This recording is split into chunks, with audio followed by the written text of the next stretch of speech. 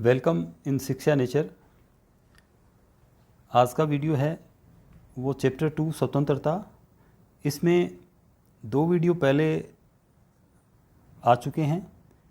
आज का जो ये वीडियो है इसमें सकारात्मक एवं नकारात्मक स्वतंत्रता, अभिव्यक्ति की स्वतंत्रता, इस पे ये वीडियो है।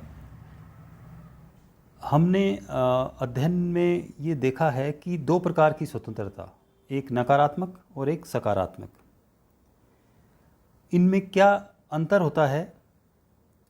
जो सकारात्मक स्वतंत्रता है उसमें सीमित जो प्रतिबंध है वो होते हैं और विकास का पूरा अवसर व्यक्ति को मिलता है। नकारात्मक स्वतंत्रता है उसमें किसी प्रकार के प्रतिबंध है वो नहीं होते हैं और इसमें एक ऐसा छोटा सा क्षेत्र है जिसको पवित्र माना जाता है कि इसमें व्यक्ति जो करना चाहे, बनना चाहे वो कर सके, बन सके। इसमें किसी बाहरी सत्ता का हस्तक्षेप नहीं होता है।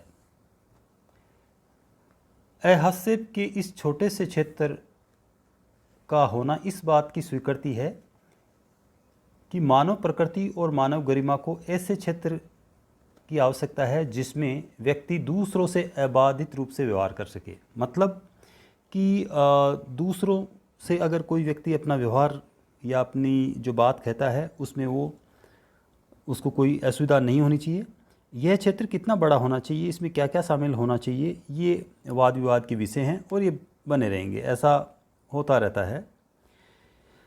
इसमें ये बात है कि हस्तक्षेप का क्षेत्र जितना बड़ा होगा स्वतंत्रता उतनी ही अधिक मानी जाती है। अब हम ये देखते हैं कि नकारात्मक स्वतंत्रता की परंपरा व्यक्ति के लिए एक ऐसे दायरे की बात करती है जो अनुलंघनीय हो, जिसमें व्यक्ति स्वयं को व्यक्त कर सके। अगर ये क्षेत्र बहुत छोटा है तो मानव गरिमा में कटौती होती है। हम मिसाल के तौर पर लेते हैं और ये सवाल पूछा जा सकता है, विद्यालय, खेल का मैदान और कार्यालय जैसी विभिन्न स्थितियों में पहनावे का चयन ऐसा मामला है जो हस्तक्षेप के लघुत्तम क्षेत्र में आता है। मतलब जो ड्रेस होनी चाहिए वो एक ऐसा मामला है जो एक लघुत्तम क्षेत्र में आता है। और क्या इसलिए यह ऐसा चयन है जिसमें कोई बाहरी सत्ता दखल नहीं दे सकती, या ये ऐसा मामला है जिसमें राज्य, धार्मिक सत्ता, आईसीसी या सीबीएसई जैसी कोई भी संस्था हस्तक्षेप कर सकती है। नकारात्मक स्वतंत्रता का तर्क यह स्पष्ट करता है कि व्यक्ति क्या करने से मुक्त है। ये बताता है कि व्यक्ति ये कर सकता है। इससे विपरीत सकारात्मक स्वतंत्रता के तर्क कुछ करने की स्वतंत्रता, मतलब कुछ कर सकता है, और नकारात्मक में ये माना जाता है कि सब कुछ करने की स्वतंत्रता। ये तर्क इस सवाल के जवाब में आते हैं कि मुझ पर शासन कौन करता है। इस प्रश्न का आदर्श उत्तर होता है कि मैं स्वयं पर शासन करता हूँ। सकारात्मक स्वतंत्रता के विमर्श की एक लंबी परंपरा है जिसमें Rousseau, Hegel, Marx, Gandhi, Arvind और इन विचारकों से प्रेरणा लेने वाले लोगों में इसको देखा जा सकता है। इस परंपरा का सरोकार व्यक्ति और समाज के संबंधों की प्रकृति और स्थिति से है कि व्यक्ति और समाज है, इनके आपस में कैसे संबंध है, इसकी प्रकृति से हैं। यह परंपरा इन संबंधों को इस तरह सुधारना चाहती है कि किसी व्यक्ति के व्यक्तित्व के विकास में कम से कम अवरोध रहे। एक व्यक्ति पुष्प की तरह है। जब मिट्टी उपजाऊ हो, सूरज की रोशनी हो, पर्याप्त पानी हो और नियमित देखभाल हो तभी वह खिल पाता है। व्यक्ति को अपनी क्षमताओं का विकास करने के लिए भौतिक, राजनीतिक, सामाजिक जगत में कुछ ऐसी सुविधा मिलनी चाहिए। ऐसा नहीं हो कि व्यक्ति गरीबी और बेरोजगारी के कारण अवरुद्ध हो, मतलब अपना विकास नहीं कर पाए, अपनी जो आवश्यकताएं हैं वो पूरी नहीं कर पाए। उसको ऐसा लगना चाहिए कि जो भी कानून बन रहे हैं उसमें उसकी भी भागीदारी है, उसकी जो इच्छा है उसकी झलक उसको उसमें महसूस होनी चाहिए। कम से कम उसकी प्राथमिकताओं को ध्यान में लिया जाना चाहिए। सबसे पहले तो अपने बुद्धि विवेक के विकास के लिए शिक्षा और अच्छा जीवन जीने के लिए ज़रूरी अन्य अवसरों तक व्यक्ति की पहुंच होनी चाहिए। मतलब शिक्षा होनी चाहिए और जो ज़रूरी अवसरों तक व्यक्ति पहुंचे, ये सारी सुविधा होनी चाहिए। सकारात्मक स्वतंत्रता के जो पक्षधर हैं वो ये मानते हैं कि व्यक्ति केवल समाज में ही स्वतंत्र हो सकता है, समाज से बाहर नहीं, और इसलिए वह इस समाज को ऐसा बनाने का प्रयास करते हैं कि जो व्यक्ति के विकास का रास्ता साफ करे। दूसरी ओर नकारात्मक स्वतंत्रता का सरोकार हस्तक्षेप के अनुल्लंघनीय क्षेत्र से हैं, इस क्षेत्र से बाहर समाज की स्थितियों से नहीं। मतलब वो उसका एक लिमिटेड क्षेत्र है, उससे बाहर क्या होता है उससे नहीं। नकारात्मक स्वतंत्रता हस्तक्षेप के इस छोटे से क्षेत्र का अधिक से अधिक विस्तार करना चाहेगी। मतलब जो क्षेत्र है इसको बढ़ाना चाहेगी, हालांकि ऐसा करने में वह समाज के स्थायित्व को ध्यान में रखेगी। और देखते हैं कि दोनों स्वतंत्रताएं हैं वो साथ साथ चलती है, एक दूसरे का समर्थन करती है। लेकिन ऐसा भी हो सकता है कि निरंकुश शासक सकारात्मक स्वतंत्रता के तर्कों का सहारा लेकर अपने शासन को न्यायोचित सिद्ध करने की कोशिश करें। अब दूसरा इसमें आता है कि अभिव्यक्ति की स्वतंत्रता, मतलब ये एक हस्तक्षेप के लघुतम क्षेत्र से जुड़ा हुआ मामला है। जेस मिल ने तर्क दिया है कि अभिव्यक्ति की स्वतंत्रता प्रतिबंधित नहीं होनी चाहिए। यह एक अच्छा प्रसंग है। बहुत बार किसी पुस्तक, नाटक, फिल्म या किसी शोध पत्रिका के लेख पर प्रतिबंध लगाने की मांग उठती है। कई बार ऐसा होता है कि किसी चीज़ को लेकर उनका विरोध कर दिया जाता है। किसी पुस्तक पर प्रतिबंध लगाने की मांग को इस चर्चा के रूप में हम देखते हैं। अभी तक हमने स्वतंत्रता को विकल्प निर्धारण के रूप में देखा, जहां सकारात्मक और नकारात्मक स्वतंत्रता के बीच फर्क किया गया, जहां हमने स्वतंत्रता पर न्यायोचित सीमाएं लगाने की ज़रूरत को स्वीकार किया कि जो उचित सीमाएं हैं वो लगनी चाहिए उस पर। साथ ही ये भी माना कि इन सीमाओं को उचित प्रक्रिया और महत्वपूर्ण नैतिक तर्कों के समर्थन की जरूरत है। अभिव्यक्ति की स्वतंत्रता एक बुनियादी मूल्य है और जो लोग इसको सीमित करना चाहते हैं उनसे बचने के लिए समाज को कुछ असुविधाओं को सहन करने के लिए तैयार रहना चाहिए।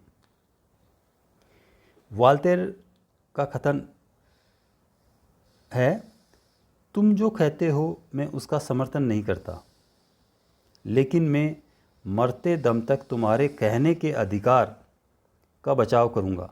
तो इसमें बहुत बड़ी बात उन्होंने कही है कि तुम जो कह रहे हो, क्या कह रहे हो, सही है या गलत, उसका मैं समर्थन नहीं करता, लेकिन मरते दम तक तुम्हारे कहने का जो अधिकार है, अपनी बात तुम कहते हो, उसका मैं समर्थन करूंगा। अभिव्यक्ति की स्वतंत्रता के संबंध में विचारक जॉन स्टुअर्ट मिल ने अपनी पुस्तक ऑन लिबर्टी में 4 कारण पेश किए हैं कि अभिव्यक्ति की स्वतंत्रता उन्हें भी होनी चाहिए जिनके विचार आज की स्थितियों में गलत या भ्रामक लग रहे हों। मतलब आज की स्थितियों में वो हमें गलत या ऐसे एक भ्रम पैदा करने वाले लग रहे हों, उनको भी अभिव्यक्ति की स्वतंत्रता होनी चाहिए। पहला कारण तो यह है कि कोई भी विचार पूरी तरह से गलत नहीं होता। जो हमें गलत लगता है उसमें सच्चाई का तत्व होता है। अगर हम गलत विचार को प्रतिबंधित कर देंगे तो इसमें छुपे सच्चाई के अंश को भी खो देंगे। दूसरा कारण पहले कारण से जुड़ा है। सत्य स्वयं में उत्पन्न नहीं होता, सत्य विरोधी विचारों के टकराव से पैदा होता है। जो विचार आज गलत प्रतीत होता है वह सही तरह के विचार के उदय में बहुमूल्य हो सकता है। तीसरा, विचारों का यह संघर्ष कि केवल अतीत में ही मूल्यवान नहीं था, बल्कि हर समय में इसका सतत महत्व है। सत्य के बारे में हमेशा ये खतरा होता है कि वह एक विचारहीन और रूढ़ उक्ति में बदल जाए।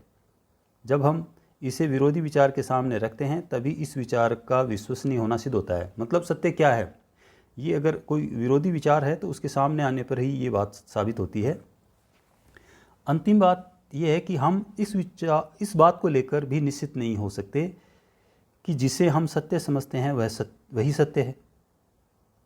कई बार जिन विचारों को किसी समय पूरे समाज ने गलत समझा और दबाया था, चाहे आज हम देख सकते हैं महिला को दबाना या सती प्रथा, कुछ बहुत से ऐसे मैटर हैं।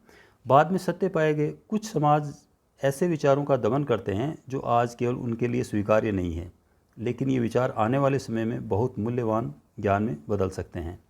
दमनकारी समाज ऐसी संभावनाशील ज्ञान के लाभों से वंचित रह जाते हैं। अब इसमें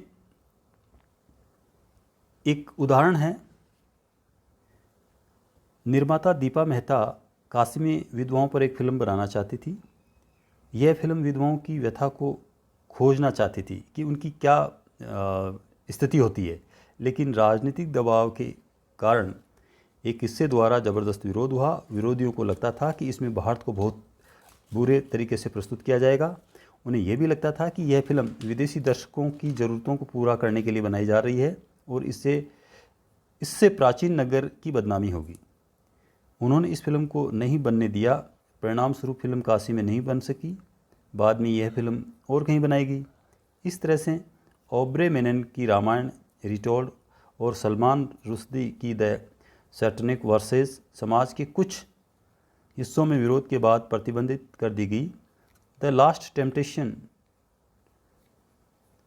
ऑफ क्राइस्ट नामक फिल्म और मी नाथुराम बोलते नाम का नाटक भी अन्य समूहों के विरोध के बाद प्रतिबंधित कर दिए गए। इस तरह के प्रतिबंध आसान होते हैं, लेकिन ये अल्पकालीन समाधान है, इसका कोई स्थायी समाधान नहीं है। समाज में अगर इस प्रकार की बातें होने लगती है तो स्वतंत्रता की दूरगामी दृष्टि से ये सारी चीज़ें खतरनाक है, क्योंकि जब हम एक बार प्रतिबंध लगाने लगते हैं तब प्रतिबंध लगाने की आदत विकसित हो जाती है। लेकिन क्या इसका मतलब यह है कि प्रतिबंध कभी लगाया ही नहीं जाना चाहिए? आखिर हम फिल्मों की सेंसरशिप भी तो करते हैं। सेंसरशिप प्रतिबंध से अलग है। जिन सवालों पर अक्सर वाद विवाद होता है ये वे हैं कि किस स्थिति में प्रतिबंध लगाने चाहिए और किस में नहीं। क्या प्रतिबंध कभी नहीं लगाए जाने चाहिए?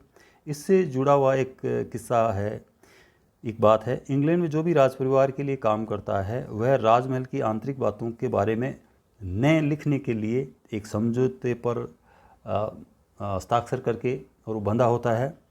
अगर ऐसा कोई व्यक्ति राजमहल की नौकरी छोड़ने के बाद भी करना चाहे, कोई साक्षात्कार देना चाहे, लेख या पुस्तक लिखना चाहे, तो ऐसा नहीं कर सकता। क्या ये अभिव्यक्ति की स्वतंत्रता पर अन्यायपूर्ण प्रतिबंध है? अलग अलग तरह की सीमाएं हैं, वे हम पर विभिन्न स्थितियों में लागू होती हैं। इन प्रतिबंधों के बारे में सोचते समय हमें ये महसूस करने की ज़रूरत है कि जब ये प्रतिबंध किसी संगठित सामाजिक, धार्मिक या सांस्कृतिक सत्ता या राज्य की शक्ति के बल पर लगाए जाते हैं, तब ये हमारी स्वतंत्रता की कटौती इस प्रकार करते हैं कि उनके खिलाफ लड़ना मुश्किल हो जाता है। हालांकि यदि हम स्वेच्छापूर्वक या अपने लक्ष्यों और आकांक्षाओं को पाने के लिए कुछ प्रतिबंधों को स्वीकार करते हैं तो हमारी स्वतंत्रता उस प्रकार से सीमित नहीं होती है। मतलब हम खुद ये अगर स्वीकार करते हैं तो हमारी स्वतंत्रता है वो सीमित नहीं होती है। अगर हमें किन्हीं स्थितियों को स्वीकार करने के लिए कोई बाध्य नहीं कर रहा है, तब भी हम नहीं कह सकते कि हमारी स्वतंत्रता है उसमें किसी प्रकार की कटौती की जा रही है। हमने ये कहते हुए शुरुआत की थी कि स्वतंत्रता बाहरी प्रतिबंधों का अभाव है। इस चैप्टर में जब हमने अध्ययन शुरू किया था, अब हम ये महसूस कर चुके हैं कि स्वतंत्रता हमारे विकल्प चुनने के सामर्थ्य और क्षमताओं में छुपी होती है। और जब हम विकल्प चुनते हैं तो हमें अपने कार्यों और उसके परिणामों की जिम्मेदारी भी स्वीकार करनी होगी। इसलिए स्वतंत्रता के अधिकतर पक्षधर लोग मानते हैं कि बच्चों को माता पिता की देखभाल में ही रखा जाना चाहिए। सही निर्णय लेने, उपलब्ध विकल्पों को विवेकपूर्वक जांचने और अपने कार्यों की जिम्मेदारी अपने कंधों पर लेने की हमारी क्षमता का विकास शिक्षा और निर्णय निर्माण के परिष्कार से होता है। उतनी ही जरूरत इसको राज्य और समाज की सत्ता को सीमित करके पालने पोसने की है। मतलब जो राज्य और समाज की जो सत्ता है उसको सीमित करके और हमारी जो स्वतंत्रता है इसको हमें बनाए रखने की है। आज का ये वीडियो आपको शायद अच्छा लगा होगा। अगर अच्छा लगे तो आप इसको लाइक करें, शेयर करें। धन्यवाद।